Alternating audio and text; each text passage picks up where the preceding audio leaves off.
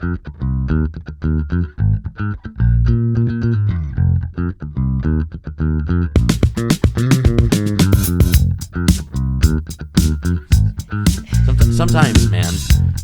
you really, the things you say put pain inside of my heart. Can't all be tens. I know. Pick It and Flick It podcast, the Cinema Catch-Up, number 2.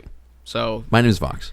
I'm Luke. And I'm Natasha. Surprisingly, I said last time it may be the only one, but we're back. Now we are just straight up lying to you, and we'll go from there. I want to address a few things. And since it's catch-up, it's addressing.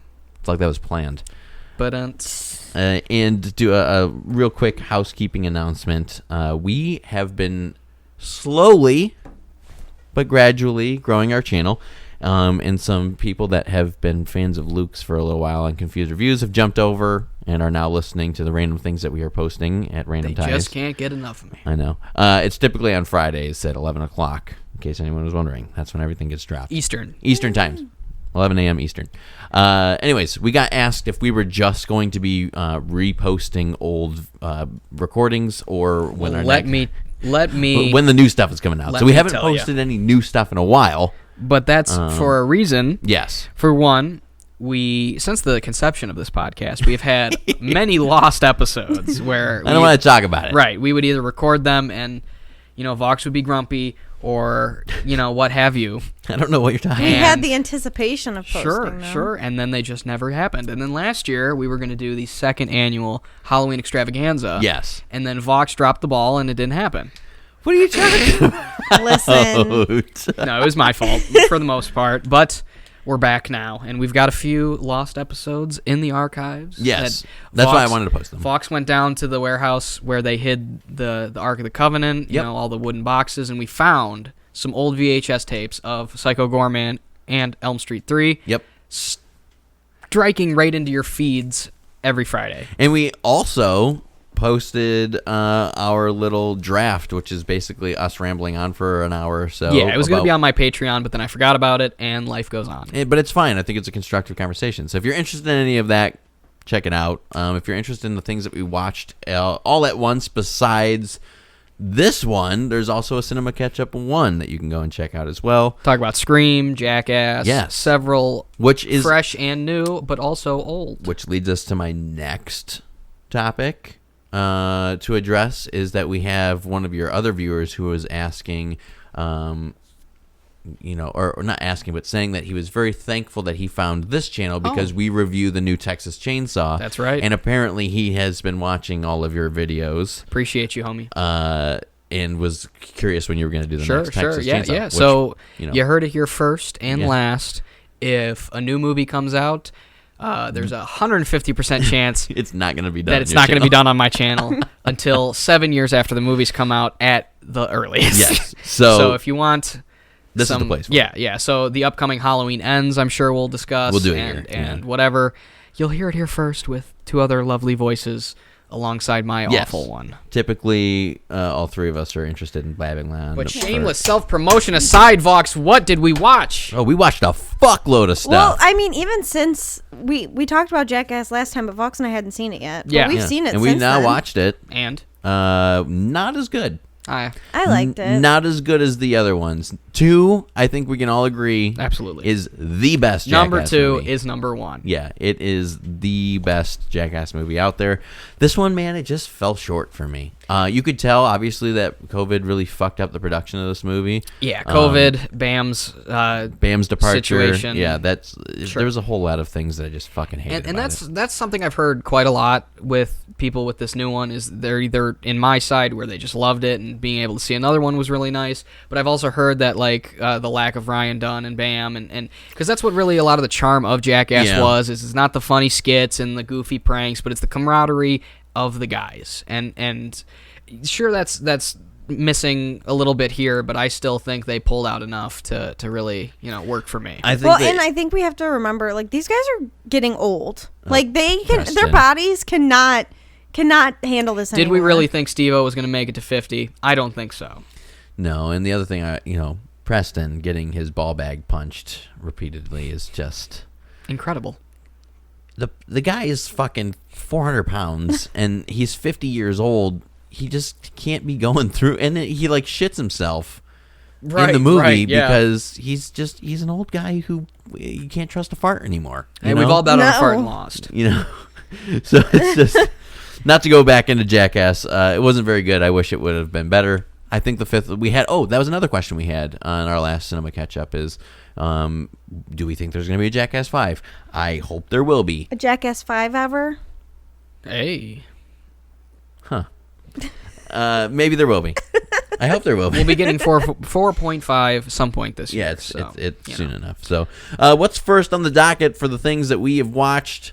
Well, I say real quick, I'll bust through a few that I saw and you didn't. Cool. And first of all was X, which was one of my favorite films I've seen in a minute, and was a delightful send-up to 70s and 80s slashers, a lot of Texas Chainsaw Massacre, Friday the 13th. I even got a whiff of, if you remember, The Visit from a few years ago about crazy old people. Was that the grandparent one? Yeah. Oh, and that has a lot of similarities, but it was also improved on a lot because I think The Visit. This is like you said, slasher, like straight up gore slasher. This was the most 80s slasher that came out recently. What? Like a lot of these, like Fear Street, I would say is a good example of like a comparison where it's all good. That was where a lot of the focus came from, was sending up this stuff, but this was more just like relishing in the beauty of that crazy time period of making movies. What? It's not We Summon Darkness? It's not as good as much as We Summon the Darkness was great. With my girl. No, it's just We Summon Darkness. Sure, you can call it whatever you want. We Summon shit. Speaking of which, I did a one-shot of, if you're interested, the return of One Shot next week, hopefully, as long as everything goes well. So you enjoyed it, though? Yeah, no, because X is... There's a lot of layers to it. It's called X because, of course, the MPAA rating of X, which, fun fact, what was the last movie that got the X rating before it turned NC-17? Oh, boy. I already discussed the franchise in this little blurb. Oh, you did? Oh, then I'm out of it. Because for some reason I was going to be like American history. Oh, Texas Chainsaw? Texas Chainsaw? Leatherface Texas Chainsaw Massacre 3 was the final film to get the X rating. What year is that? 1990. 90. I thought it was like 96. So... Not only that, but it's also about a group of young adults going to make a porno, which XXX, obviously. Okay. And another thing that's discussed a lot. XXX with Vin Diesel. Of course, everyone's favorite. Oh, wow. Xander Cage is my favorite action star of all time. I love those movies. But on top of that, they talk about the main actress having an X Factor and what have you. And I would say X Factor with Demi Lovato. That's right. I would say this movie is excellent. I What'd you give it? See it. Give me your number. A 9. Well, really? And you know what? It's a big pick from you. Obviously. Kid Cudi was in this movie. How'd he do? Surprisingly great. Kid Cudi's been in a lot. He's been acting recently. Okay, I didn't know Well, his that. music is garbage, so he's got to do something else to keep the like music. his music. I don't know What, anything Day about and his... Night? One song? There's a song called Maui Wowie. And going back to Honolulu just to I don't know that Maui anything of what you're Wowie. saying right now. Well, you're not cultured. I'm not a music guy, okay? But I'll tell you what, because again, jumping back to Freddie vs. Jason for just a brief moment, that was a movie that came out in this weird little time period between like 94 and like 2004, where every rap and pop star that was real big at the time had to be in a slasher for some reason. So it's nice that... Ice Cube? Sure. 50 Cent Vanilla was probably Ice? in one. I don't think either of those were in. MC Hammer? I think you're just saying artists now. Britney Spears? Justin Timberlake. See to Chucky. But anyway, not directly her, but it's supposed to be her. Anyway, doesn't matter. Yeah. Hearing that a big-time pop or rap star is going to be in a horror movie always makes me go, uh-oh, that's going to be bad. But surprisingly, he was great. Not had bad. an incredible mustache and afro, and I suggest everyone check it out. Cool. Very It good. is on my list for sure. You were saying that you're not too much of a music fan, That's which, correct. you know what, also you're not too big of a fan of is sports. But a little birdie told me that you love sports movies. Yeah, I do. I do, but it's not even so much sports movies in general. It's a very specific I would almost call it a subgenre that I've realized has a lot more contributions than I would have imagined. The inner city underdogs take on the champions. Yeah, and win. and you know what? I wouldn't even call it a sports thing because in addition to our next film we're going to discuss for but a brief moment is Coach Carter, which has everyone's favorite motherfucker, Samuel L. Jackson.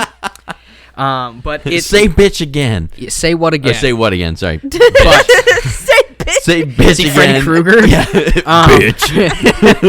But I just like the underprivileged, down on their luck schooling system. Has a gruff, experienced guy come in and try to provide a better life and outcome for these Does people. he say motherfucker in this movie? He does not. This is PG-13. Son of a bitch. Unfortunately. Well, they could swing one in. He could go mother. You know, I think this was a Disney distributed It film. doesn't. You know what but- though? You want to know what? Oh boy. He got his MF in fucking Endgame. Did he? All the way well, out. He only said mother. Or okay, but whatever. You That's mother. He goes no. He starts turning to dust because here we are talking about Marvel. I knew it was going to happen. and he goes mother. And then fades he away. goes away. But Aw. And then we all cried. my magnum opus, my favorite one of these movies is Remember the Titans. I love that Goddamn, movie. what a cinema! Such a good Don't movie. like that movie. But there's also Coach Carter, Lean on Me, which has Morgan Freeman and is directed by John Avildsen, who did Rocky. So you know it's got that gruff sort of lived-in feel. There's also Stand and Deliver, which has Edward James Olmos, which isn't a sports movie, but it's about a math teacher who helps these I have seen students. that one. Yeah. And I've realized that that's kind of a subgenre in itself, and I love all of those. Blindside? Sure, yeah, of course. Sandra Bullock. And all of those movies have that underlying theme of like, this guy's an asshole, but he's still trying to help everybody. And that's what I like. And I think Coach Carter was just a very good, solid example of that. It's got a young Channing Tatum in it, and it was very, very good. I used Number? to be obsessed with him, but as I'm getting older, he's less and less attractive to You're me. right. Sure. And I give it a 7. Wow. Yeah. A pick from you as well. Absolutely. Did you watch anything you fucking hated? Not really. to We be honest did. with you. We sure did, but I want to let Luke finish up his independence before we Oh yeah, start sure. trampling him.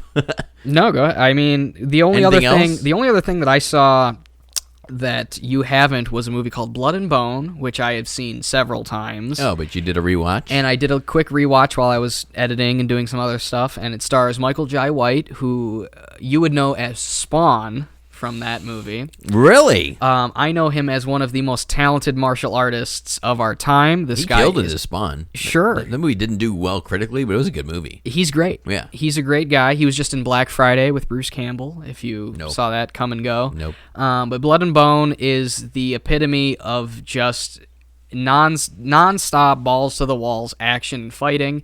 And Michael Jai White is a great example because, unlike a lot of these Hollywood stars, he actually has the chops to go along with it. So it's always him. Wow. He's always kicking ass, and it's literally just like an Enter the Dragon kind of tournament movie. Oh, sure. Where this guy's in prison, and the opening scene has everyone's favorite long gone boxer, Kimbo Slice.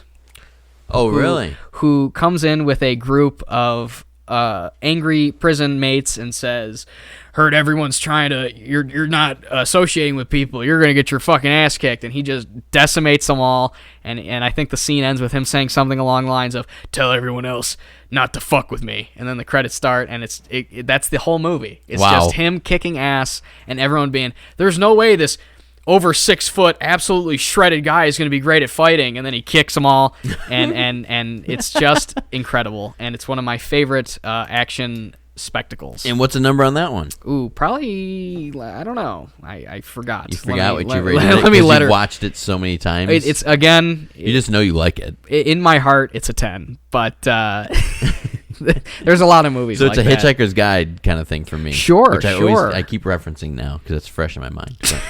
And I think you just want an excuse to. Yeah, well, you're not But wrong. I also gave that one a 7. Oh, wow. And our boy Silent J gave it an 8. Well, Silent J is never wrong. That's going to be our documentary, The Search for Silent J. I agree with you. Where is he? I don't know if this is knowledge to you or anyone who manages to listen as long as we babble on constantly. After I went through that genre whiplash, and no Yeah, one's still here. No one's around. Tosh and I are actually in a relationship. Is that so? And we live together. Wow. So a We lot do? of I know. Like in the same house? Yeah. Huh. We actually only sit on the same couch when we watch movies too. It's wild. Wow. So when she watches a movie, typically I watch it too, and vice versa. When I did watch a movie without you, though. did. That is You on did. my... I'll let you talk on that in a bit. I want to chug through real quick all of the things that we've been watching that Luke hasn't, so that when we finally get to the end of our list, we can all talk about things that we've seen together. First of which, I want to say this is just a small little catch up. We finally watched Dune. Along with watching Jackass, we watched Dune. And I know that we only spoke about it just for a minute in other previous shows. I fucking loved it. I thought it was amazing. How did you feel about it? I liked it. It was, it did hit a lull for me, but I mean, I gave it an 8. So. Yeah. Oops, sorry. No, that's fine. No. I gave it a 9. But I did enjoy it, and I liked, everyone was complaining about Zendaya barely being in the movie, but she was in the movie quite a bit. Well, it doesn't even. The Just movie's not really because- about her, so Right, it but doesn't there was even- Not so many, yet. like she was Yeah. on the cover, and everyone was like, she's barely in it, but she was in it. It was just in dreams, but she was still in the movie. Yeah, but there's also we can look at Star Wars, and there's a lot of characters on Star Wars covers and posters that aren't even in the fucking movie, you know, so it doesn't matter. What does matter is that we watched it and we liked it, even though it came out a year ago. But Well, you're the resident Dune man at the table, so yeah, right. Yeah. And we've talked about that in the other. But I definitely, I think or that if I cinema would have seen it without Vox or without Vox's knowledge of after previously reading the book, I don't think I would have liked it as much as I did, because you were sitting next to me explaining who these people were, what was going on, what this language was, whatever was happening. Sure. Like you were there to kind we of did a guide couple me of through pauses and I Which this told her movie what was happening. It needed it. benefits. Yeah, it needed it. From a moment to collect yourself. Yeah.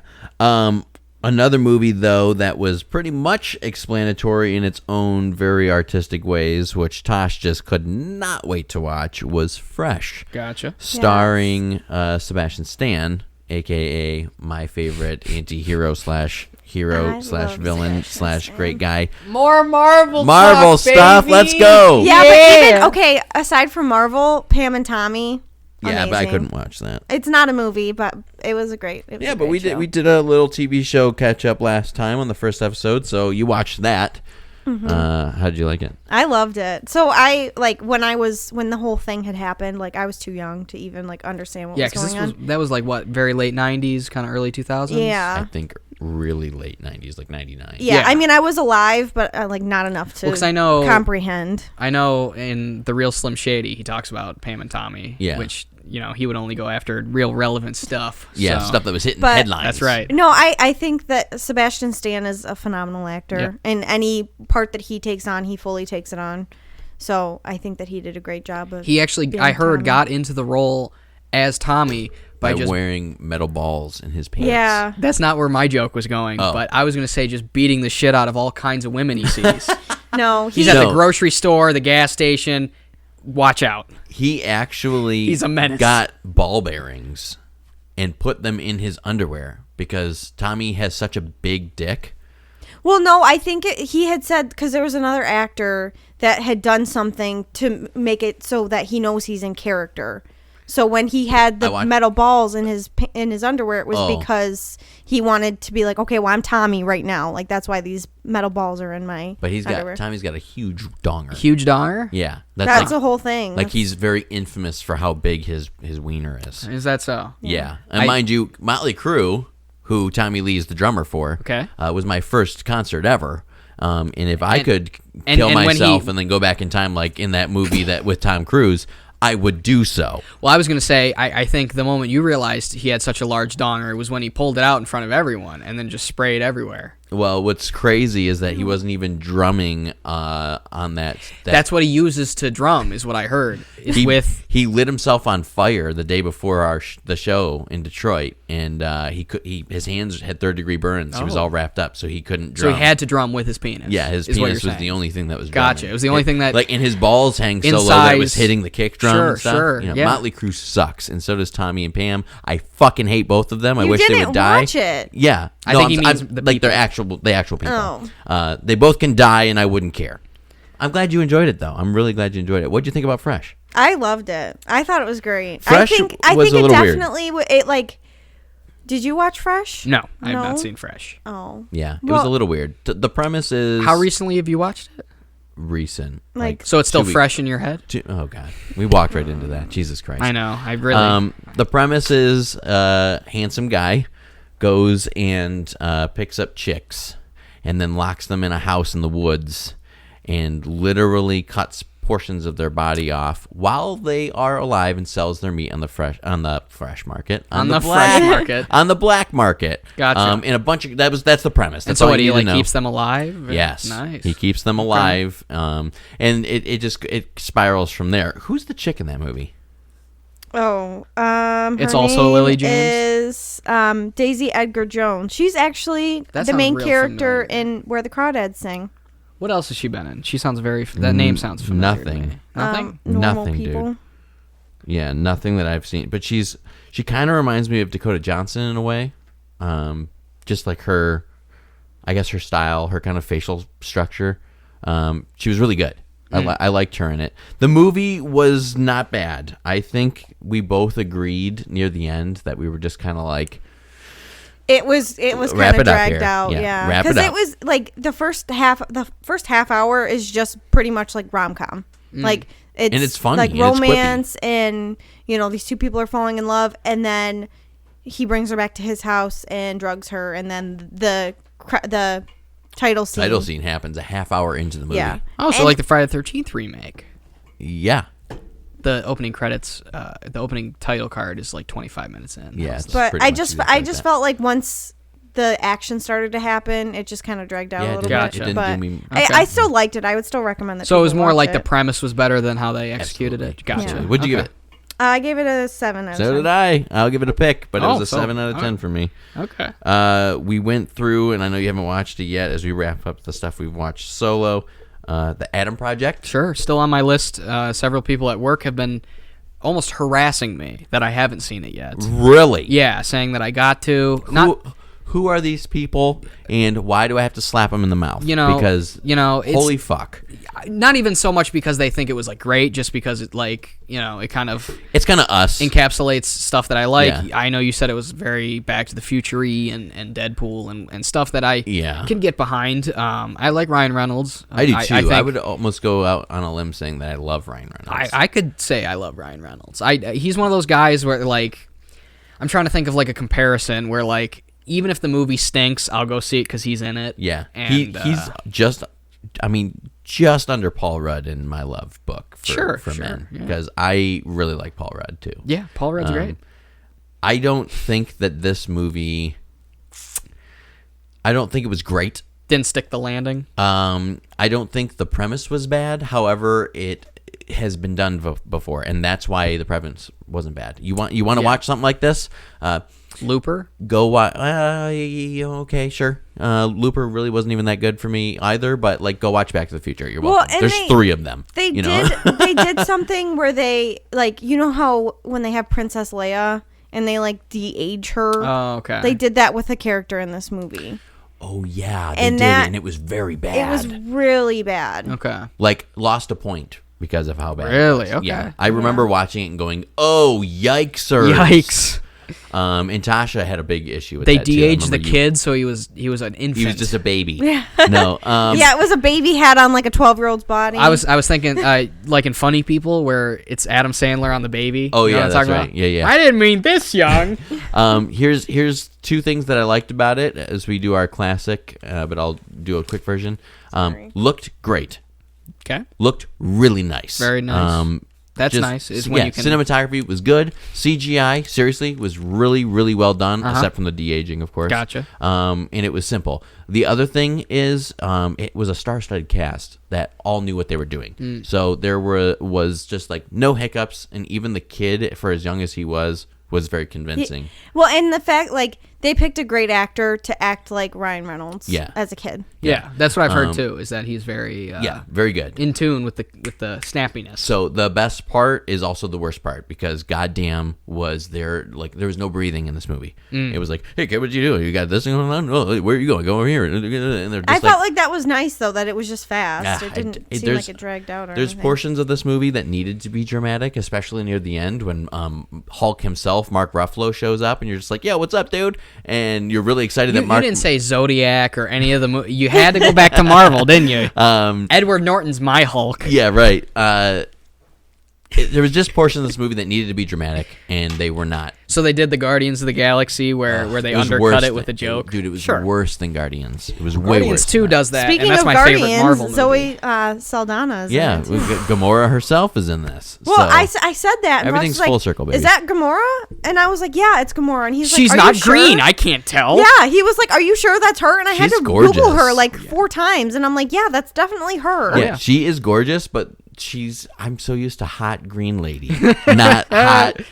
Well, she's also hot she blue black lady. or half or... She's also hot blue lady from Avatar. Oh, nope, wrong. And Don't like I think Avatar. she was in the Star Trek reboot as well. Oh, yeah, she was. Yeah. And I think she was green in that one too. It was a movie. Tasha, what did you give that? She is Puerto Rican and Dominican. Oh, so I thought she was half. No. Well, even better. So even I was better, because she's got a little bit of that. Who's the Hispanic chick that you like? Rosario Dawson. I'm Rosario Dawson. I love Rosario Dawson. Yeah. You know, they need to do a buddy cop movie They together. should. That's what we need to get going. Well, I'm sick of Sandra Bullock being in And these you know fucking what? buddy cop movies. I love Sandra Bullock. We can pitch this because I already got a great scene idea. Okay, so they're going in somewhere. It could be like a Home Depot or a Lowe's, and it could be a funny bit where they're chasing after somebody, and then they both get knocked into like a paint rack, and they both get covered in paint, and then it would be a funny. She would have green, and then I'm sure Rosario has done. She could be orange because she's orange. Osaka. What the fuck's her name? I don't know. Star Wars lady. Now Is that what you're gonna call her from now on? Now I can't even get that out of my head. Ahsoka. Ahsoka Toa. Ahsoka. Ichiban. Sure, I don't fucking know. That would be funny though. That'd be a If great. they get paint dumped on That'd be a them great sight gag. Yes, a little nod to And their then and then they would make characters. out. I mean, what? Holy shit! Sorry. What did you give Luke's Adam? Fantasy. Yeah, what did you give Adam Project? I gave it a 6. I also gave it a 6. Gotcha. Actually, I lied. I gave it a 5. Okay. I can't do math. Maybe I'll watch it tonight. Who knows? It was just whatever. It was you know what though, and I'll just throw this out there. It was a flick from me. Okay. Not worth the watch. I gave it a pick.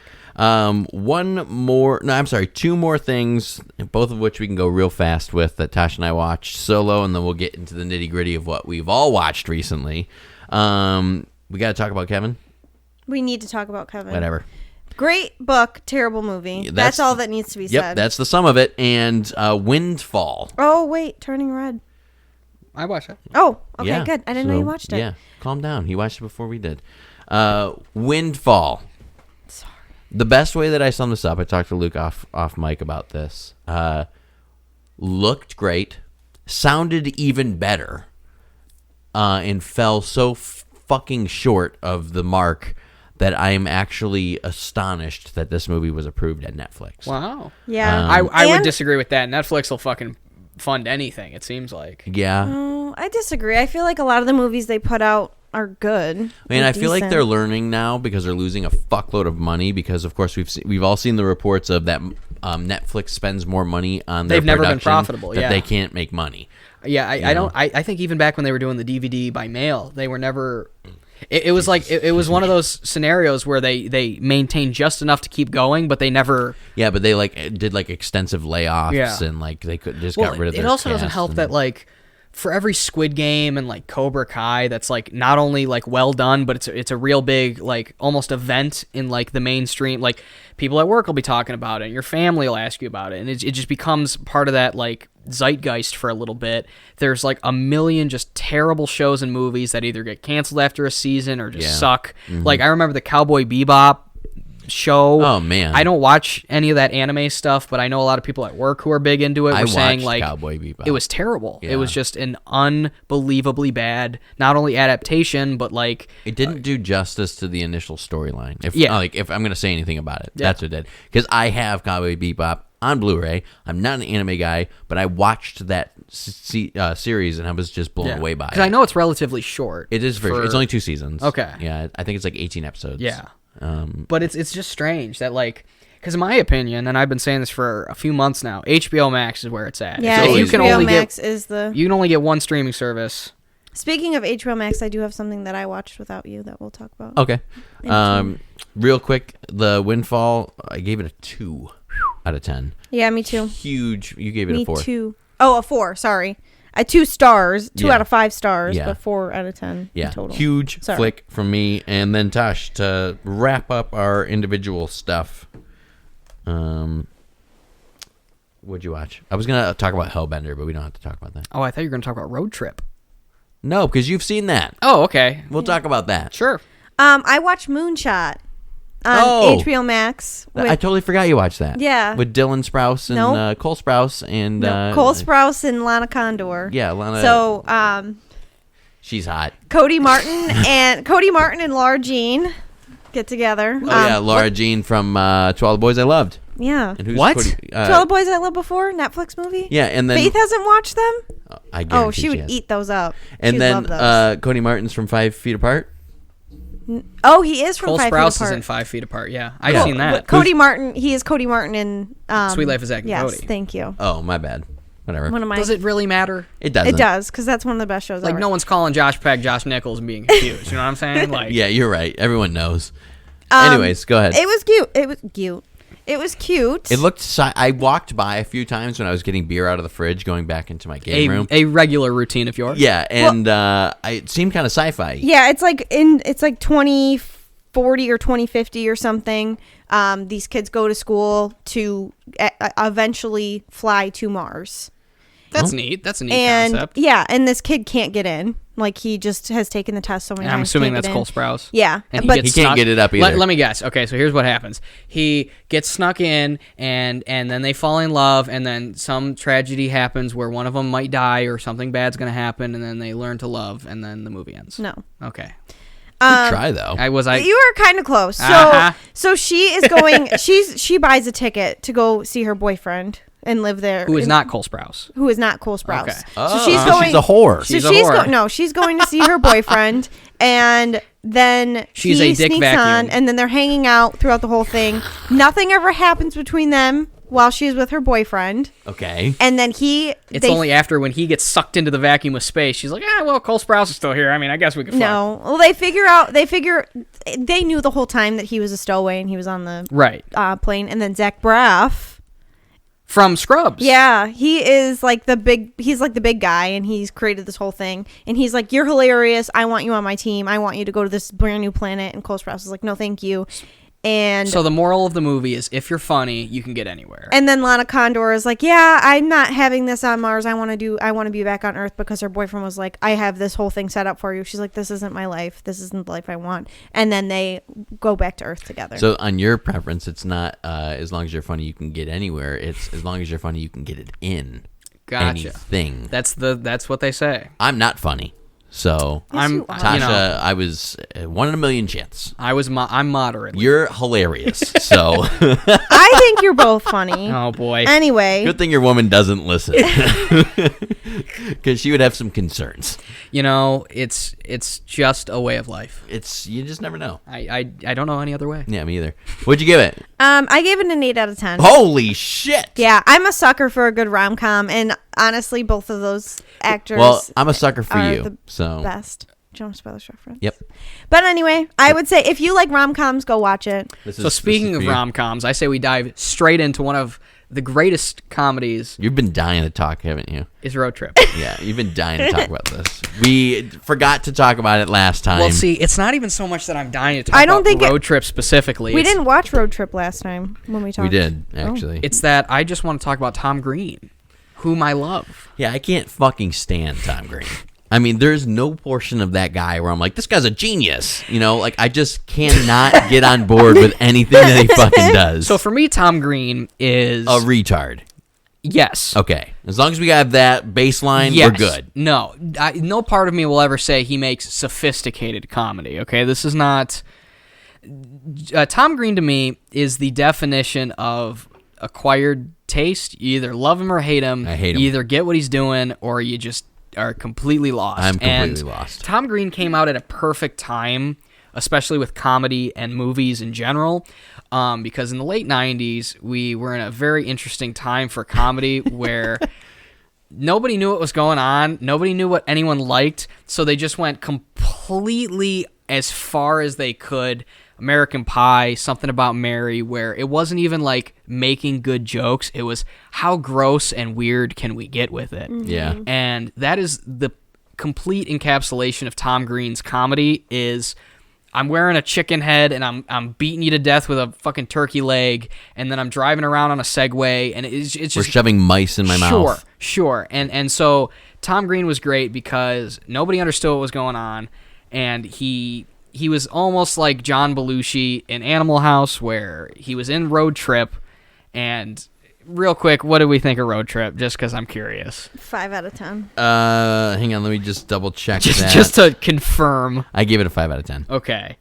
So, what did we think, though? Like, initial... Let me tell you something. Amy Smart is in this movie, and she is a fucking babe, and it is now on my... And I'm not big into blondes. Okay. Right? But it is on my, like, to-do list of life to see all of the movies that Amy Smart is in, and she's in some fucking terrible movies. Sure. Some really bad movies. But you know what movie she's in that isn't bad is Starship Troopers. You're also right. What about Starsky and Hutch? Love it. What about The Butterfly Effect? Great movie. Arguably bad, but, Great like, movie. arguable, you know? Shouldn't have been Ashton Kutcher, and I like Ashton Kutcher. The one that's recently on my list that she is in is like a mock movie of like the Avengers or something, and it's called Avengers of Justice, and holy fuck does it look terrible. And I just can't wait to watch it. I don't know what it's on. I don't care what it's on. I'm going to watch it. It's only 80 minutes long, and that's where I'm at. I don't know, but I realized just now that the three of us have the exact unanimous rating of Road Trip, which is a 5. But more because importantly, it's not good. It's not good. It's just like one of those funny movies that you can put on because we laughed. Sure. Yeah. We laughed at it. It's not. It's not like a bad. It's not like American Pie 2 or whatever that where it just kind of gets completely lost. Like there was what at about least, American Pie 3? You know, that's true Kino right Yeah, there. That's grade A. it's like the top 3 movies of all time are Godfather 2, Ghoulies Go to College, and American Pie 3. Everyone knows. Go to college. Everyone knows. But oh boy. Why I like Road Trip is because it was a springboard to create my favorite film, maybe ever, Freddie Got Fingered. Yeah, I was just gonna say. Which, okay. unironically, I'm not pulling a bit here because we'll do that in a little bit. I unironically think Freddie Got Fingered is a 10 out of 10 movie, and I can safely say it's on a very short list of movies that make me laugh hysterically every time I see it. You almost drive me to a sense of pain. Sure. When you say that movie is your like 10 out of 10. That's in my top 5 comedies of because, all time. Luke, let me just say, not even kidding. Just Never to seen date the time that we record things, we just released a review about a very good movie. Yes. A 10 out of 10 for us. Absolutely. Which I don't think is anywhere near the level of Freddie Got Fingered. You know? Because that movie's off the charts. Yes. I've only seen it... Oh, I might have seen it twice. That movie makes Freddie Got Fingered make more sense. Okay, that's fair. That's a fair observation to say, but I just can't... I can't get over your rating system. I just can't. And we have the same rating system. So Sure. And I know this isn't a Freddie Got Fingered discussion. We'll get back to this movie eventually because That's I would fine. like to do a full... I would do a full Confused Reviews episode on Freddie Got Fingered. Unironic. You'd have to get me... I'm not... kind of buzzed up. Not joking. I'm not pulling a bit. I know you're not. And Tom Green he either completely knows what he's doing and is doing it on purpose, or it was a complete accident, and I don't know what is funnier. And just got smashed out of the park for being a cult classic. Because Freddie Got Fingered was so hated. It's still, nobody likes it, but me and a few other people. It's a cult classic. There's this very divine like portion The Room. of... Yeah. Yes, and it's so funny because everything in it doesn't make a lick of sense. It doesn't need to be in a movie. Like, there's a part in this movie, Natasha, where... he's in a He dropped the full name. a birthing ward, okay? And he delivers a baby, okay? And then almost seconds later, he's swinging the baby around on his head by the umbilical cord while Native American women are like beating on tambourines and like Mongolian throat singing. And then the movie just continues like nothing happened. There's a part where he's driving down the road and he sees a horse with a boner, so he pulls over and starts jerking it off. Like, it just doesn't... It's so Who's crazy. in this movie? Tom Green. Is he the main... Is he Freddie?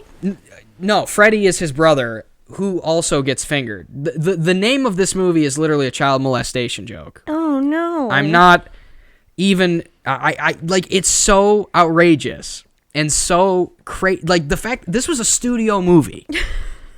A studio film where, because Tom Green was he had his TV show and he was a big time. I remember fad. he was in like a lot of the early 2000s comedy. Yeah, he was in the Charlie's Angels movie for a minute. He married Drew Barrymore, just random shit.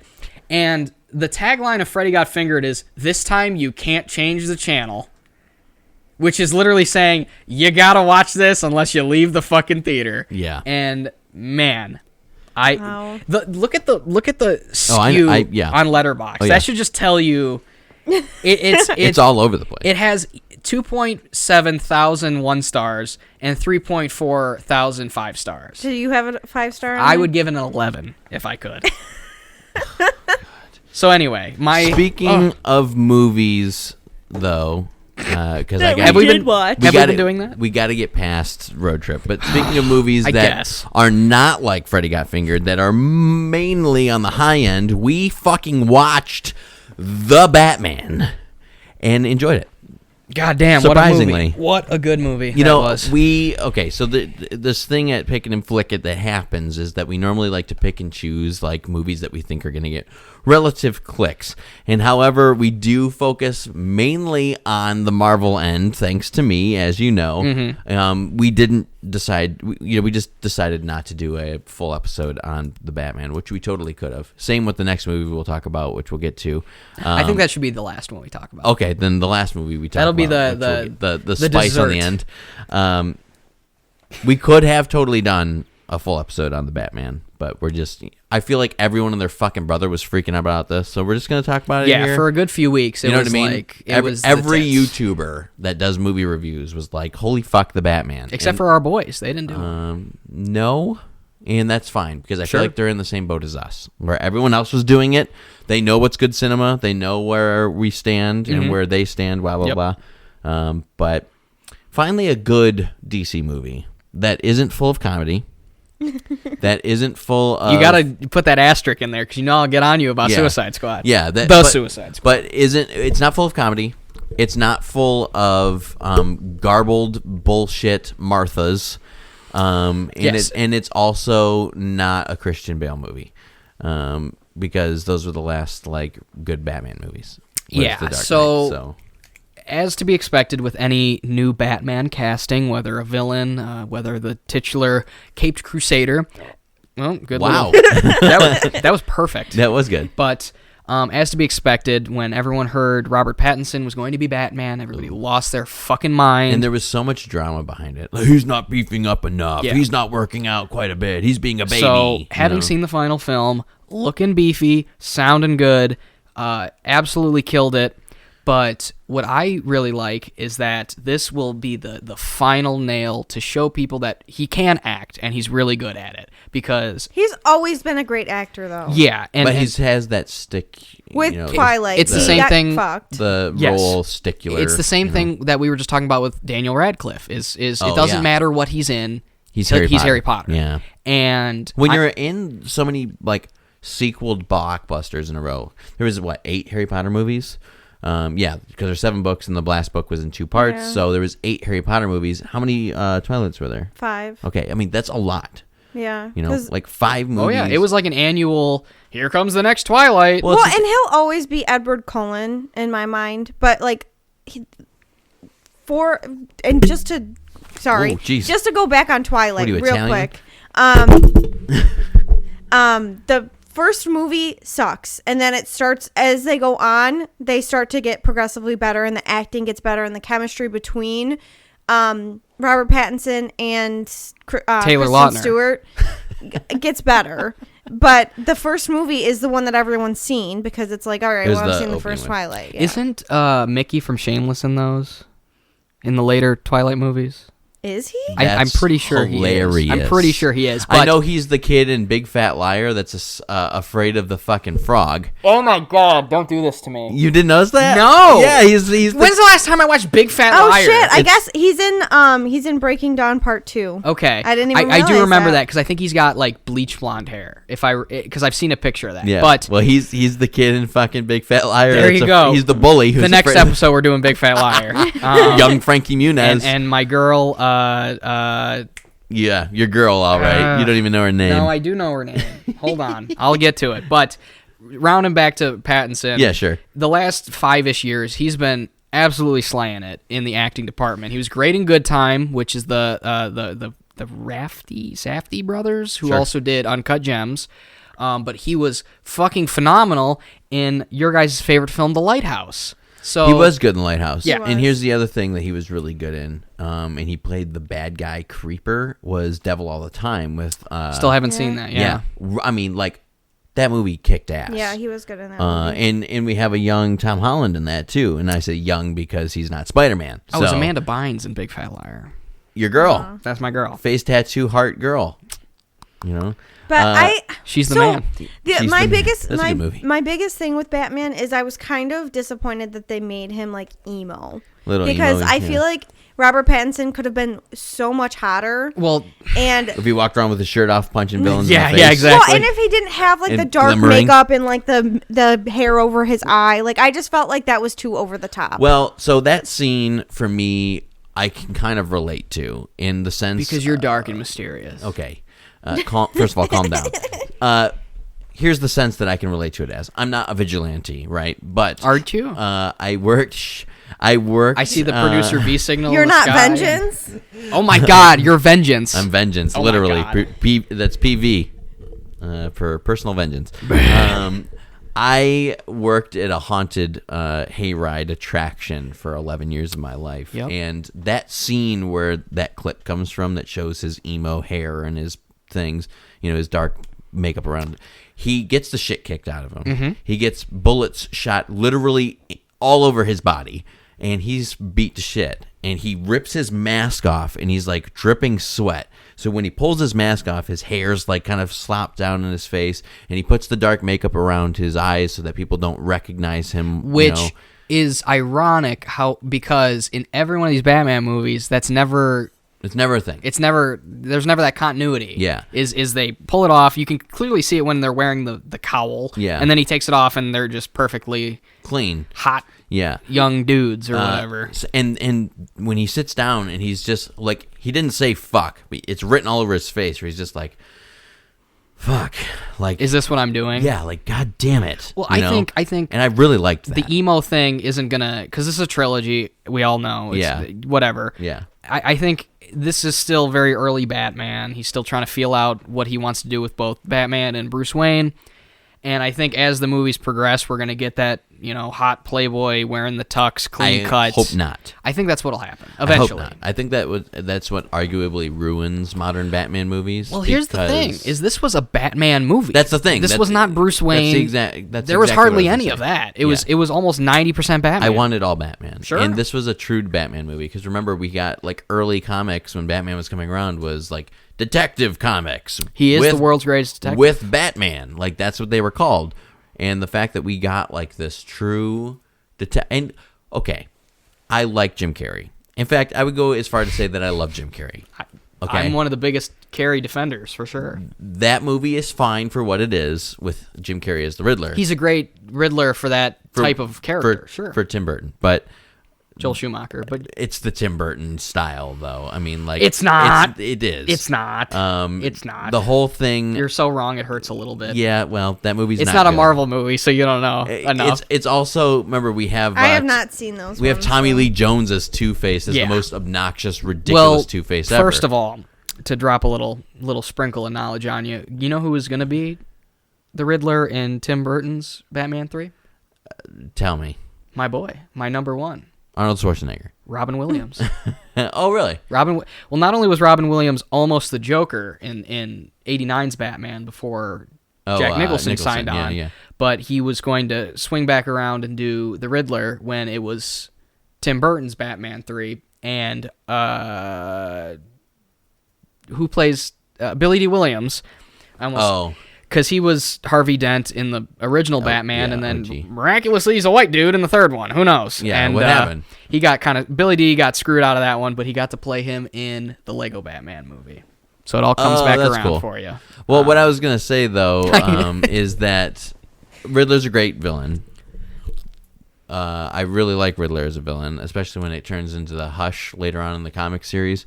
But the fact that Paul Dano comes in and plays like exquisite, he did an amazing job, like wacky ass Riddler. Well, he was, he's a psycho. He was wacky because he was crazy. Yeah. Jim Carrey hams it up for everyone, and that's his shtick. Is he's crazy and over the top. Yeah, he's hammy. But this guy. I saw a lot of comparisons with Joaquin Phoenix's Joker, where he was kind of pushed down by society, left behind, and that's what caused the craziness. And that's a big thing with Gotham that I think. I would argue that since the Christian Bale or the who directed those Christopher Nolan, they've gotten Gotham right, where the movies are kind of grungy, it's filthy. Yeah, it's Detroit. Yeah, it is Detroit, and it's white people are trying to come in and gentrify, and then all of a sudden you got like the politicians that are just corrupting all of the gentrification. So it's kind of like, wait a minute, politicians can be corrupt? I know. It's what are you crazy. Talking about? This must be science fiction. Yeah. I don't know. So I don't necessarily like the fact that Gotham got flooded at the end of the Batman and just kind of went on with the whole like Batman has to electrocute himself and fall into the water and lead all these people out. Yeah, I felt like that, like the fact that was realistic is what I liked the most. It was over the top, but it's still, I could see it. It could, being done. yes, yeah. Like it's definitely something that could happen, and it's not like, and that's what made the Riddler so scary to me. Is he wasn't just some like. He was literally like a Reddit guy, like a computer nerd. Like that is very true. He was like a doing Reddit dude. TikTok, Instagram lives. He was like, because that was one of my favorite scenes, and it made me laugh. Not even because it was goofy, but it was very realistic. Had it been in the real world, we've seen this crazy people, Luca Magnotta and Elliot Rodger. Yeah. For anyone who knows what that means, he comes on the live stream and is like, "Hey guys, thanks for liking my last live stream. We're gonna handle the Gotham situation today." And I was like, that's perfect. Yeah. Mm-hmm. It's not Jim Carrey doing a backflip and he's got the bright red hair and whatever the fuck. He's just a goober who thinks in his twisted mind that he's doing what's right, and the argument can be made either way. Did you get an autistic kind of vibe from him? And I'm saying that because they're so fucking like smart. I know that sounds offensive. And you're laughing because it is offensive, but like don't. We're just gonna go from there. He kind of has like this, like, I don't fit in with the society portion, and then we go from there. I wish that we could say that. All right, I'm gonna say it. Vox is trying to say that his name is the Retardler. You're welcome. I got an autistic vibe from him because he's socially awkward. Is it because he sings opera? No. He's socially awkward. He's incredibly smart, and he sees what other people can't. Yes. Because everyone else is blinded by what's shoved in our fucking face. Not blinded by the light. I heard you. Because every scene in this movie takes place at night. You and I personally have two friends. Well, not friends, acquaintances that literally remind me of what like the Joker could be. Yep. And I You mean just the Riddler? I'm sorry, the Riddler. What'd you call him? The Joker. Oh. They're basically the same. Well, except the Joker's few more tweaks. The They're Joker's basically- more like I want to kill you, He's and the more Riddler's cynical, Yeah, where the Riddler's Riddler's more like The Riddler This is is helping Joker you. light for Yeah. the most part. What's but the difference? regardless, that's the vibe that I got from him, and I think Paul Dano does good justice to that. Yeah. Because he plays a lot of like characters kind of on that like right on the sa- line. the same right on the vibe line. that I you, got, You could see you know? they could either be completely average intelligence or No, I think flip that- over into the scale. Yeah, I for think sure. that this character though, like if anything, did justice to exactly those type of people. Yeah. And because like, again, just fucking just like nailed it. Just like we were talking about with Sleepaway Camp, is it's not demeaning that disability or that difference in life experience. No, it's not. This was his outlet that he thought was the best solution to what he thinks is going wrong in Gotham City. And he had the balls to do something about Yeah. it.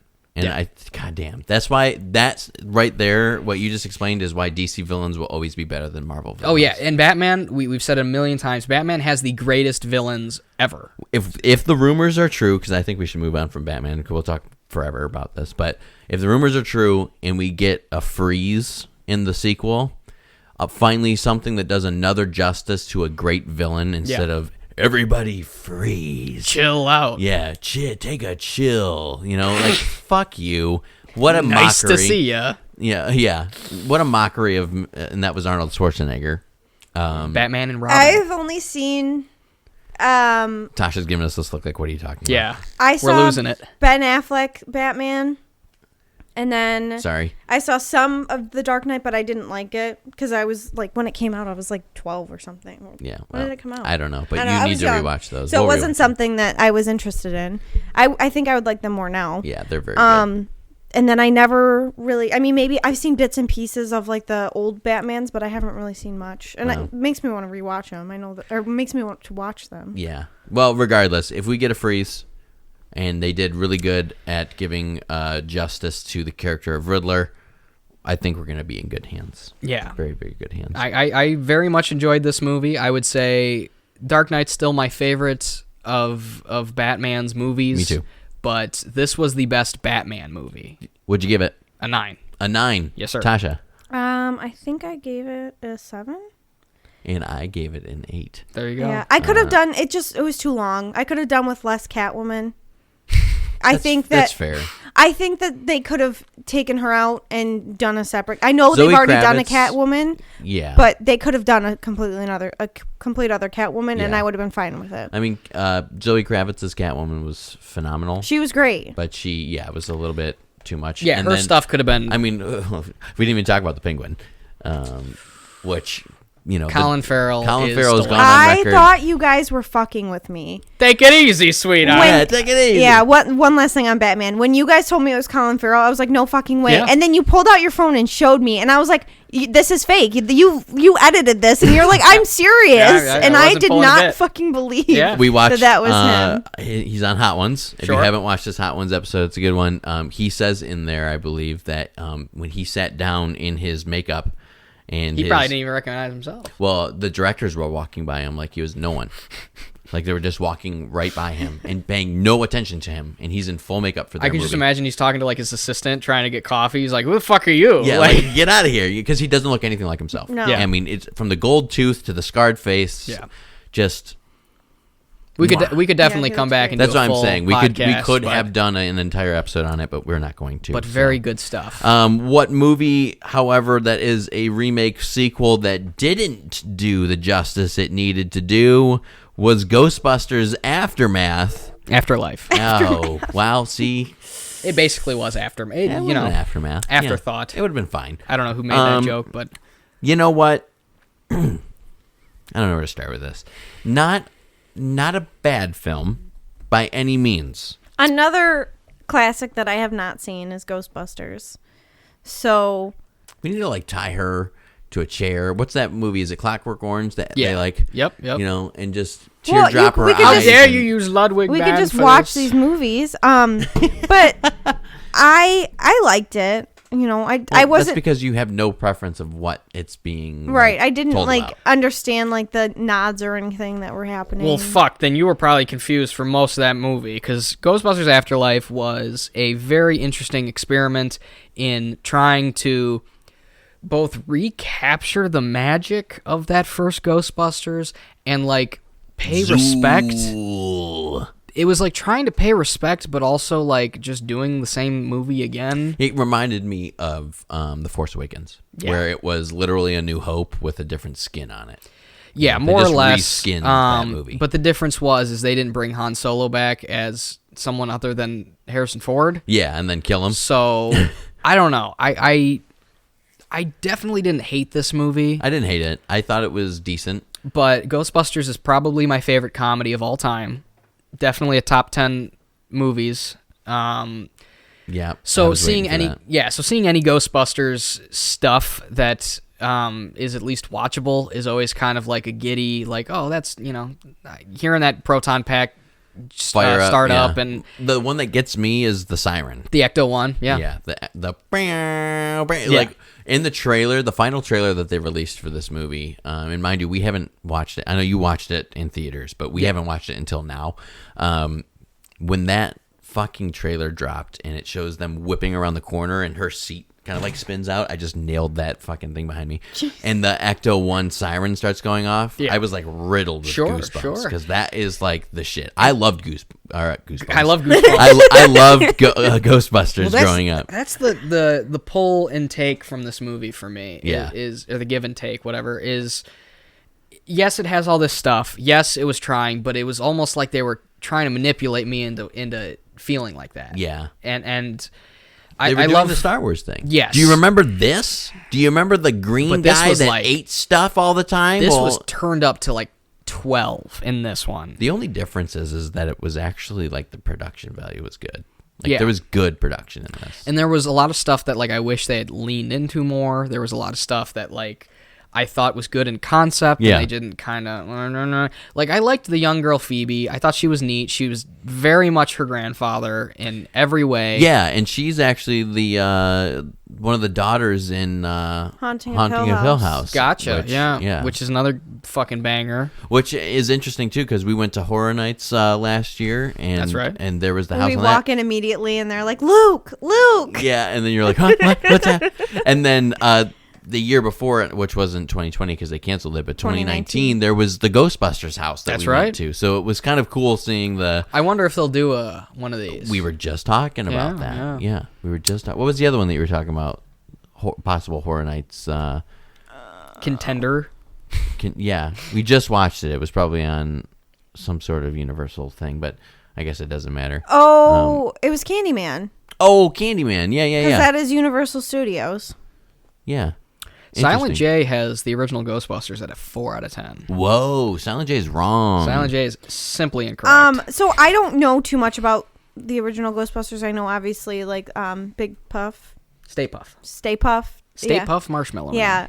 Is it Puff or Puffed? Puffed. Yeah, and Stay then Puffed. It just popped in there. I remember the green guy, and I know Slimer. the theme song. Yeah, can't forget. Bustin' makes me feel good. I love Zool. Zool is my fucking I just remember growing up and being Zool's a badass. The other ones, whatever, but everyone's just Zool, and it's just no Zool. There is no Dana, only Zool. Yeah. Oh, that's right. I meant I've got backwards. All right. But just I liked Zool. I would like to get a statue, a limited edition statue. Yeah, Ghoster's great. Yeah. Okay, can we talk about that for a minute? Would you like to talk about... Because, again, I was driving home, and I get a phone call from a frantic Vox. Yes. In absolute panic. I was not having it. Is that fucking Olivia Wilde as Gozer? And I said, yeah, it was an uncredited, along with J.K. Simmons, who was there for a moment. Oh, yeah, I saw that. Yeah, that was weird. Isn't it? As I didn't like Evo that. Shandor. Yeah, didn't like that at all. Yeah, it was a very bizarre thing that for him to be in it. But even stranger was Olivia Wilde, who I would think we would all say is a pretty A-list, in the know actress. Dating Harry Styles. Is she? Mm-hmm. Okay. And so she pops in as the almost body double of Gozer the Gozerian, and it was very odd for me. Yeah, and then there's another chick named Emily Portner, who is I think like a Broadway ballerina, some kind of like Contortionist, perhaps. very well known and very established dancer who played the spirit portion of her. So when she's kind of walking through the field, she kind of has like she's walking on her tiptoes through like the cornfield. Yeah. So that obviously very dancer-esque. And then there's a voice of Gozer by another chick who has a name that I will not even attempt. Do you want me to try? She's Iranian and she's got a crazy name. Right, let's good luck. Here you go. All right. So ready? The actress who plays the voice of Gozer in Ghostbusters Afterlife is Shori Aghdashloo. Yeah, that's it. You heard it here first. That's if it's not how it's said, now that is how it's said. And props to her because she's almost pitch perfect. Spot she's been on. in a fuckload of stuff that she does like voice acting with, which is cool. Well, here's a little fun fact for the original Ghostbusters. Guess who almost played Gozer? Tell me. Pee Wee Herman's Paul Rubin. What? Yep. Well, this was because Gozer's supposed to be like an asexual, kind of just like almost a form. She's a demon. She's formless. Yeah, she's a demon. She is a she, I guess, now because obviously they have to bring boobs in because boobs. No, I more meant that a woman played her originally, but sure. Boobs. I don't look at women as just a pair of tits. Oh, okay. Keep going. But anyhow, this movie to me was manipulative and weird because like there's so many interesting things you could do with Ghostbusters, and Ghostbusters 3 was in absolute development hell, which ironic because it was supposed to be Ghostbusters in Hell. They were supposed to travel to like a hellish version of Manhattan. Stop it. Yeah, it was called like Manhattan or some bullshit. No. I'm telling you, Dan Aykroyd is crazy. I'm trying to explain this to you people, and nobody will listen. Okay, There's a lot of continuity in original in these episodes. The original Ghostbusters was almost a league of people who like travel through dimensions, and they're almost like the police force. And like they said that the movie would have cost $500 million in Dan Aykroyd's original vision, and that's what I'm talking about. You got to have someone with that level head on their shoulders to come in and say, Dan, you need to chill the fuck out with what's going on here. And what other movie were we talking about? Nothing But Trouble. Oh yeah, that's right. And The Blues Brothers. The Blues Brothers was like a 500-page script. And if you think The Blues Brothers in its final form is crazy, it was almost worse. Did he have anything to do with Tommy Boy? Who, Dan Aykroyd? No. Yeah, because he was the big bad in that. Well, he's not a big bad. He was Dan Zielinski. Yeah. God, I'm so proud of myself that I knew. And the company who's the stepbrother? That's Rob Lowe. Rob Lowe. Yeah, that's right. Who did that movie uncredited as a favor because he was doing some other movie and couldn't put his name out there. Because Rob Lowe's the man. Well, because he's uncredited, and that's because like they had some like the Actors Guild has some weird fucking rule. Yeah, and he was like, well, fuck this. And that's why Olivia Wilde was uncredited in this movie. Full circle. Yep. Yeah. God. Dan Aykroyd. I love how this movie is so like kind of mid that we're just kind of whatever. We're just kind of Paul Rudd was good. Finn Wolfhard didn't do fuck all. The mom was cool. Fuck Finn Wolfhard. Oh, I liked him. He was not good in this movie, and his it wasn't acting. Even so much that he was bad. He just didn't have anything to do. But no, his acting was terrible in this movie. What was that? And there's like ghost spirits shooting next to his face. It's like he was the driver. That was his whole fuck up. That was his whole bit. Go back to Stranger Things. You know what the best part of this pussy. was though? Was the marshmallows, the Stay Puft marshmallows. I'm sorry, but I'm gonna be a girl about it. And I merchandising. Do you remember the Stay Puft Marshmallow Man? You know what line that's from? That's a Spaceballs line. That's right. The search for more money. Merchandising. Well, okay, but it was funny because they were like stabbing each other and then like getting caught on fire. Yeah. I thought that was funny. Podcast. Can we talk about podcast? That's right. I'd listen. Sure. I'd listen. And he seems quirky and you enough. know what is the perfect line in this movie was finding out that Ray Stantz was his one fan. You're my subscriber? You're Ghost Guy 84 or whatever. Yeah. I'm like, yes, that is perfectly in tune. And then, he says, you're my only subscriber. And then he goes, yeah, you're the show really picks up around the 47th episode. The 47th episode, And Tosh goes audibly, aww. Yep. And you know what this perfectly leads into the last thing I want to discuss before we move on and never think about Ghostbusters 3 again. Got it. Is the morality and kind of weirdness of having a CGI'd Harold Ramis. Yeah. Because I remember Red Letter Media did a video when the first one of these trailers dropped, because this was another movie that got pushed back because of so many times unknown virus. And I remember they said that if Egon returns as a ghost, that it'll be fucking awful. And it was. And you know what is, I thought they handled Egon's character so great up until that last scene. Yeah, because he died in what, 2014. Yeah, we had looked that up. Yeah. They did not need to, they had talked about him enough that we knew that he was dead. Yeah. Why did you need to bring his ghost and CGI him in it? Well, that opening scene is so great. They don't show his face, but you know what's going on, and it's a nice kind of send-off. He's doing everything he can in his final moments to protect the world from ghosts. And then the rest of the movie is just all the Ghostbusters hate him. They're like, oh, Egon can rot in hell. Yeah, I know. It was very weird. Yeah. And then at the end, they all get this moment of closure, and we get 95-year-old Bill Murray. Dude. Oh, boy. I gotta say something. Fuck Bill Murray. Yeah. Honestly, this is the second time we're ever going to drop this on the channel. He was like a cunt in this movie. He's the reason Ghostbusters never happened. I know. Ghostbusters 3. I did not like when he was on screen, I was like, oh fuck. I'm like, this movie just going. It literally dropped multiple points at that point. That's when they brought the old ones in. My thing is the actors that had acted with him, in real life. Yeah. How did they feel about having to see a CGI? Well, here's something. Of their friend that died. Guess who was the body double for Egon in this movie? His son. Nope. His cousin. Nope. It's the Warden from Shawshank Redemption. Okay, that's a deep cut for me. Sorry. Really? Okay. Which doesn't really look like him, but sure. It's very strange. But yeah, how did that go over for everybody? And ironically, well, not ironically, but Ivan Reitman has since passed in between the movie coming out and now. Really? Yeah. Ivan Reitman, who directed the original, his son Jason did this one, and now he's gone too. And I'm just thinking, how long until we get the CGI'd Ivan Reitman in Ghostbusters 4? What the fuck? My issue is exactly what you guys were saying. It just didn't need to be done. I didn't think it looked bad. It didn't look bad, and you know what I've realized is it's the beard. Yeah. It is that the hair is easier to do than faces. Yeah, if that makes sense. It didn't look bad, so I wasn't offended at any point as a fan by the way that it looked.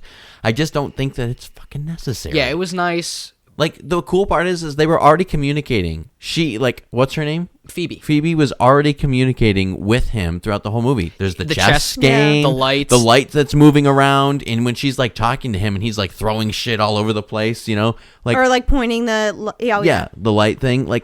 Okay, great. Cool. That's all we needed. And I think they should have cut it off as her calling the Ghostbusters line and Dan Aykroyd answering. That's fine. And he's got a 5-minute little bit.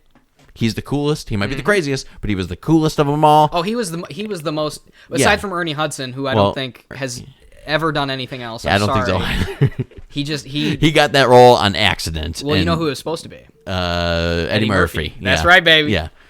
I did know that. Well, because it wasn't even because that's the other thing. Not to jump back to the female Ghostbusters that everybody loved and was a great huge success. Do you remember Thor was in that movie? He was, and I fell asleep 20 minutes into that movie. But the weird thing is it wasn't 3 white dudes and a black guy. It just happened to be that Eddie Murphy was supposed to do that role of Winston, right? And he had to drop out because he went to make Beverly Hills Cop, which ironically was the only movie that outgrossed Ghostbusters in '84.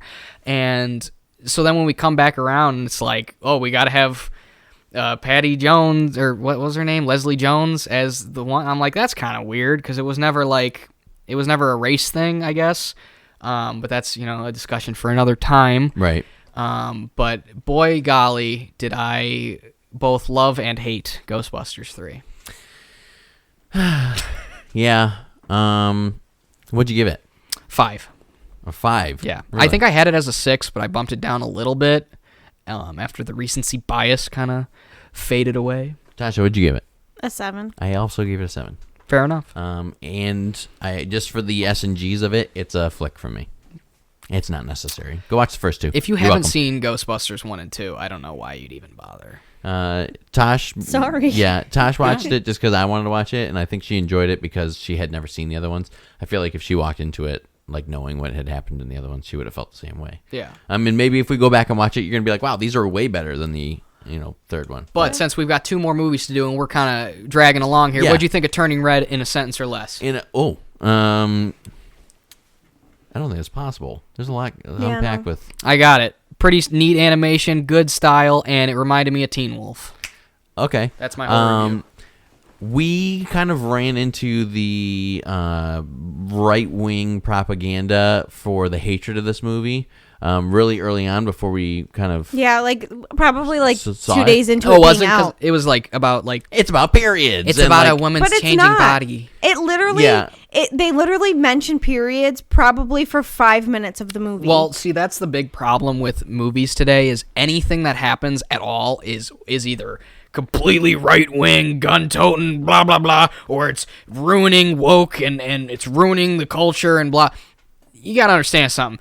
Almost every movie that's ever been made has a message of some kind, okay? Right. Yeah. And this movie was so tastefully done that it just proves once again that people who get all fucking outraged about these movies before they even see it are completely brain dead and stupid.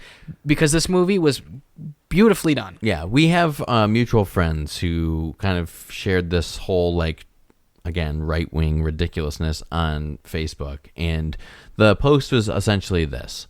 13-year-old girl is now thinking she's an adult, acting like an adult, rebelling against her parents, sneaking out and doing bad things, as well being an emotional train wreck that has no idea what a period is, and her mom's trying to assist with that. But that's a bad thing because women education is a lack in America, and blah, blah, blah. And it was like contradicting itself.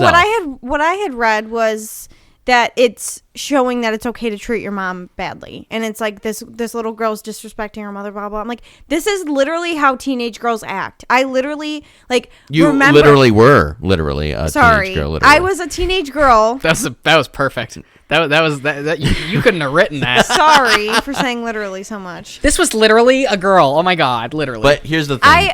I was a teenage girl, and I remember screaming at my parents about the most ridiculous things. Yeah. That's what I was going to say. And that's just how you act. Well, it's not even like And a the female fact- thing. Teenagers just rebel. Yeah, but it's like the fact that they're so look at me people now. are so upset that they're showing this teenage girl disrespecting her mom. Yeah. It's what happens. Sure.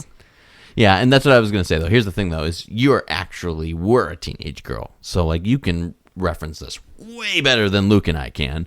And, I'm sure you do remember your first period and the instances. Like it was yesterday. Yeah, the instances that happened with that. And I don't think this movie highlighted any of what you went through as your first time. It was like at all. 5% period, 95% just the change of the young woman. Yeah, and that's fine. And I actually saw a post saying that this was a satanic film because of the ritual that they do at the end to try to tame the beast. And I was like, excuse me? I was like, first of all, do you know anything about Satanism? And second of all, this has nothing to do with Satanism at all. I just feel like people are reaching, and that's what everyone does nowadays. It was is culture, though. They reach for something to be upset about, It's and they needless reach for outrage. something. But it's culture. We know that they were celebrating the Chinese New Year, right? And they were celebrating the red panda being their symbol. And it's like, okay, that's part of your household generation. They were an Asian family, which, by the way, I loved. And because red pandas are adorable. And the fact that she just explodes into a giant red panda and then she got popular because she was a giant red panda is exactly what would happen to a 13-year-old who becomes a giant red panda. Well, that's like when Finding Nemo was coming out, everyone was like, I can't believe they're using fish to insinuate fatherhood and loving your son. Like, it's complete And abortions via giant fish eating eggs. That's literally how that movie starts. I know. is Like, with shut the fuck up. It's complete fucking buffoonery. Let's all agree that Disney, especially Disney Pixar, has had a few misses. Everyone loves airplanes. Except for Cars 2, which is their Cars magnum 3 opus. is even better. Sure. It's planes, not airplanes. I don't give a fuck what it is. And It was Planes isn't a Pixar movie. It was a big miss. Planes isn't Pixar? Yes, it is. I'm not talking JJ the Jet Plane. That's not. Look it up, please. Can we get a confirmation Jamie, on this? look that up. Yeah, hey, Jamie, can you pull that up on the screen? I'll bet you $5 on it right now, baby. I don't have $5 to give you, but I'll give you bragging rights. All right. I'll give you bragging rights. All right. It's not a Pixar movie? You're supposed to be the Disney people. Yeah, you're right. I'm supposed to be especially the Disney Pixar guy. I thought it was Nope. And I could be wrong, but what do we got? Tasha, anything? I'm trying to find it. Anyways, let me keep rambling here. Yeah, keep going. Disney Pixar has had some misses. Yeah. There's no doubt about Especially it. recently. We just talked about WALL-E. I'm not a big fan of that, and I haven't seen a whole lot of Disney Pixar recent. However, this movie was a fun watch. A little long for my taste. I think it drew out a little bit at the end, especially with the Godzilla reference, and she starts tearing apart, all of the... It is not Pixar. Amazing that Luke knows more about movies than the music guy does. It's crazy. Oh, no, you're you're a self-proclaimed Disney adult. You're supposed to know this shit. He does not call himself a Disney adult. He literally called himself one the other day. You called yourself a Disney adult? I was making I was making a joke, but now it's stuck with me because I said it. So, anyways, you heard it here first, folks. I didn't hate it. I didn't love it. It was something that was better than some of the previous ones, and I gave it a solid 6 out of 10. I think what did I give it? Let's see. I don't even know. I'm not prepared. Hold on. You're not prepared. I gave it an 8. Oh, holy titties. Big. I gave it a 5. So. Okay, so we're okay. I liked it, and Tasha's I like the music. Yeah, you're a good music chick. Good music. It was a pick, though. I feel like it's worth watching. Oh, yeah, for sure. Definitely a fun time. And then finally, what we've all been waiting for, all three of us, including you as the listener, if you've made it the far as you've needed to, and it is... The far? The far. It is the most infamous, greatest done Sony movie... Since the last one. That has pushed the most confusing end credit scenes we've ever seen in our lives since Ant-Man 2 with the giant ant playing drums. Morbius. Now, we'll reference this the same way we did with Batman. We were supposed to do a full episode on this, and thank God we're not. It would have been good had we done it immediately after seeing it. If we came home after seeing it, but both of us were exhausted. Well, not only that, but I don't know how Tosh felt. We caught this at a matinee. Yeah, because I wasn't spending my Saturday night. And I still feel like I should get my money back. I told you when you were like, "Let's go see this opening night because we need to see it." I looked. Wait, you didn't even pay for it. How are you getting your money back? Oh, that's right. Yeah. Yeah. I looked at Luke and was like, "I cannot." I still think I should get my money back. Yeah. I cannot I think you should spend pay me to watch that movie. my Friday/Saturday night. Yeah. Seeing this movie. I cannot do it because the reviews had already started flowing in and just fucking tanking the shit out of it. And normally, you know what? I think you and I, and especially Tosh, are more lenient with like, critics aren't always the best, like, trustworthy shit, source. I'm a horror movie guy. Yeah, right. You can't trust them. Yeah, you love Sleepaway Camp. That's right. We can't say that critics have the best interest for us. Yeah, when it comes to movie ratings. And that's why movies are unique, is opinions differ. But by golly, the consensus was dead on the money. This Morbius was one of the most bafflingly bad movies I've seen in a very long time. I actually couldn't believe the amount of bullshit that was on the screen while we were watching it. I didn't hate it. That's because you think Jared Leto's penis is good looking and you want it in your mouth. He has a good looking penis? I'm just trying to be as offensive. He has beautiful eyes. Here's what I'll say. He is very hot. Here's what I'll say. I don't hate him as Morbius, and I think they did a really good job, although CGI, with a comic accurate Morbius. I don't think he looked bad. It was the fact that everything else in this movie was terrible. From the acting to the plot to the fucking action. It was just all bad. If you look at it as a vampire movie, it's good. As we just came off talking about, Pattinson and fucking Twilight. If you look at it as a superhero movie, it's not good. But if you look at it as any kind of movie, it's not very good. We've seen way better Marvel movies than this, and there are some shockers out there still. This one was... Is it better than Eternals? No. At least Eternals looked very good. Yeah, Eternals was stunning. Eternals was very long and very boring, but it looked nice. Really good. And Yeah, and it had no slow motion scenes. The first thing I said to you guys when this movie ended was this was the first Marvel movie I've ever seen where I was like, I want to do a full Confused Reviews bonanza on this. Yeah. Like, the jokes that were popping in and just things I wanted to talk about were so immense. You know what would have to happen if you did a Confused Reviews, though? What's that? You'd have to watch it again. Yeah, that's the big problem. Is do I want to? Well, because I don't watch a movie just once. When I no, right? This you would watch be it a multiple 2-3 times. times, plus all the time I spend in the editing bay having and to writing look. the scripts and stuff, going boy. back and forth between the scenes. I don't Because you know have if I to can pause handle and it. go back and pause and go back. I might need like a Nobel Prize. We'd have to for- get you like 2/5 in order to Yeah. get through this thing, so you can just get fucking hammered every time you got to write a script. Jared Leto was just abysmal in this movie. I didn't think he was bad. Oh, I thought he was dookie. Nah, I don't. I think, mind you, I haven't seen his Joker rendition. However, He's better than that, at least. I can guarantee that this was better than that. I Hunka, didn't hunka. mind him. I did not mind him as Morbius. I think he was fine. The problem is that the script was ridiculous, and the fact that like it just jumped from all of a sudden I'm crippled to I'm flying around and killing everything in sight, which I guess is kind of like the Morbius the Living Vampire storyline, but it was just fucking like I don't know. It was just not constructed properly in the sense that what we should have seen as a Morbius film. And the villain was, you called it. Tasha called it the first thing. Like, Yeah, well, you didn't know anything about the movie. I had nothing. I know nothing about the comics, nothing about the movie. And when Lucius was sure. getting sent away, I was like, he's Whatever. going to be the villain. And you're like, well, yeah. And I'm like, what do you mean? Well, yeah. You're like, he's the villain in the comics. I'm He's like, the villain in the comics. well, and I didn't know that. And if you watched the trailer, you knew immediately he was the bad guy. Oh, yeah. I didn't watch any trailers. Yeah. I just... I went in this pretty much blind. But, I mean, I didn't think it was that bad.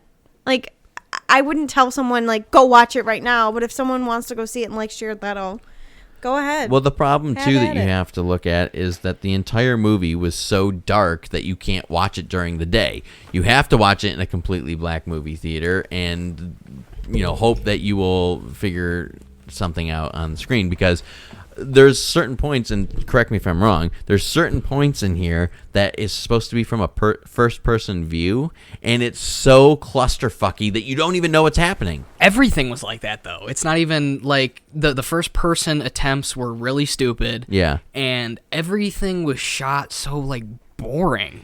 Yeah, it was... And the one thing I liked with the action was the kind of particle effects while they were jumping around in their like vampire state, where you could see like the color kind of like pull off of them for a few frames. That was neat. Yeah, there was neat things happening. But that was it. Yeah. And then I cannot talk about this very long because it just pains me. It hurts my brain. Yeah.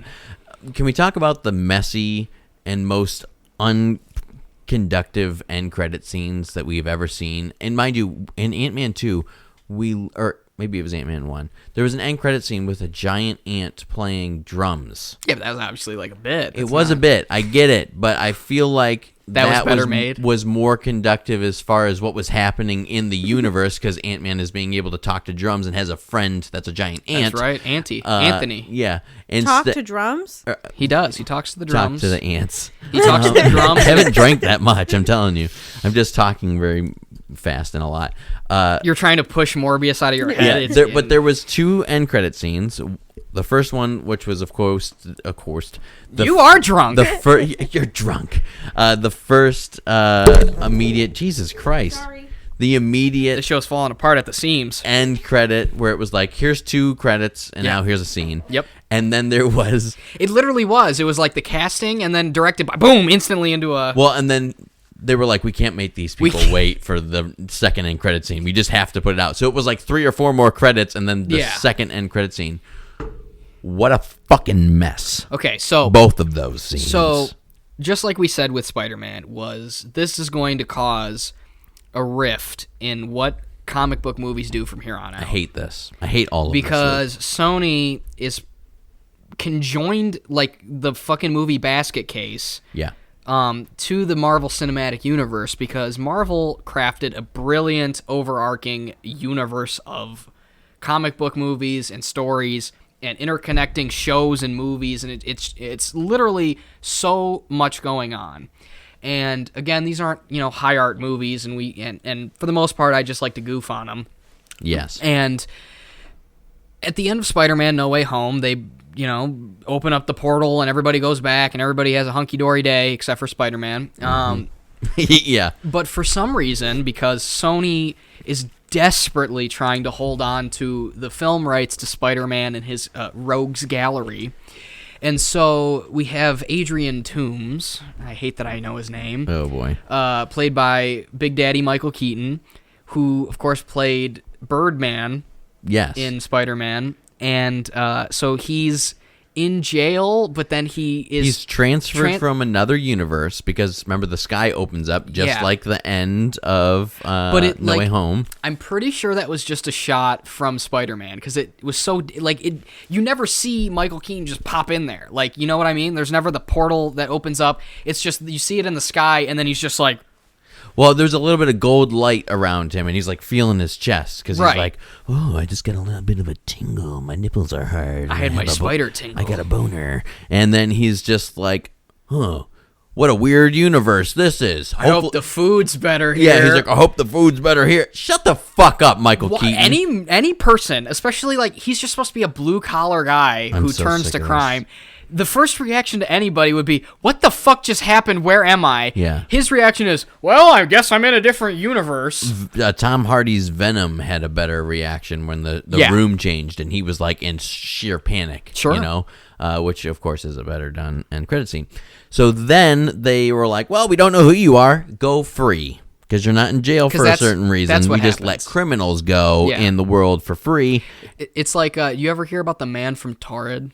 You ever hear about that? Yeah. You know what this is? Mm-mm. The Man from Torrid is an old story where a guy goes to an airport and he's a clean-cut businessman and he gives the guy the passport and he's got stamps for all these countries, but he says, it says on there that his country of origin is a place called Torrid, and that doesn't exist. It's not a real place, but everything else was legit about him, so they kept an eye on him. They were like, what the fuck is this? They tried to get him to point on a globe where it was, and I forgot. Oh, was he the guy with, the case of money or something? No, that's D.B. Cooper. Oh, yeah, okay. That's what that Loki's based on. But the Man from Torrid, they, hold him up in a hotel room. They're like, obviously, we got to figure more of this out. They don't just let him go. Yeah. But the weird part was when they went back the next day to check on him in the room, everything was gone, including him. And he's just...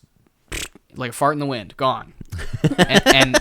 and it's so that's interesting. Pretty fast. And that's supposed to be a real life event, or maybe it's a conspiracy. Who the fuck knows? But either way, they definitely wouldn't just see the Torrid passport and go, well, man, must be a misprint. See you later. Yeah. What? Yeah. Exactly. So then that leads us to the second end credit scene where, the movie ends. The movie ends with Morbius being the good guy. Because he fights bad guy vampire boy who wants to kill people, and he's just like, no, we can't kill people. And then all of a sudden, Vulture comes out of nowhere with his Vulture suit, which how he got that is beyond me. He made it. No. Do you know how he made it in the Spider-Man movies? Wasn't it with Alien? He's harvesting the alien invasion's hardware and weaponry that happened during fucking the Avengers. Right. The people that came in from Thanos' army. Yeah, didn't he take a truck worth or whatever? And Yeah, his company is a contracted company to go in and clean up all of the mess. Yeah, they take all of the alien stuff out and they have to give it back. Well, then they get fired and he says, "Fuck you, then I'm going to keep the alien stuff," and builds his suit. The invasion of New York does not happen in the Morbius universe. Let's make that very clear.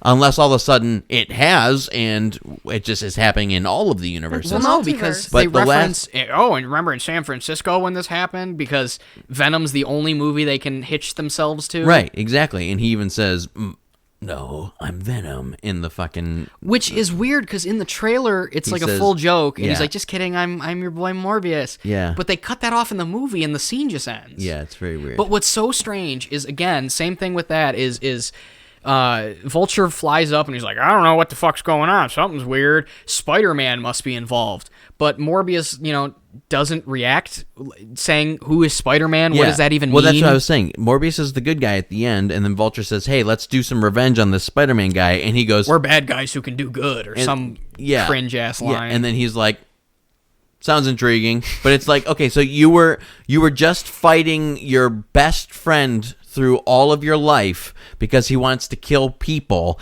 and now you are just going to join some guy because he wants to kill a person. A teenager. Thanks for listening to Pick It and Flick It. Morbius was the greatest film I've ever seen. I gave that film a 2. I gave it a 2. What the fuck did I give it? I gave it a 6. I gave it a 4. So, I mean, so 1, again, 2, 3 yes. stars. So again, we're pretty. I mean, we're close, but she's always more lenient. Where I'm the middle man, and you're the. How long was this rough one? critic? We're sitting at an hour and a half. Fair enough. Thanks for listening. If you did, I know you didn't, but yes. thank Good job. you. Thanks for clicking through. My name is Vox. Go watch Morbius again. Bye. Bye. Cinema catch-up number 2 in the books. Woo.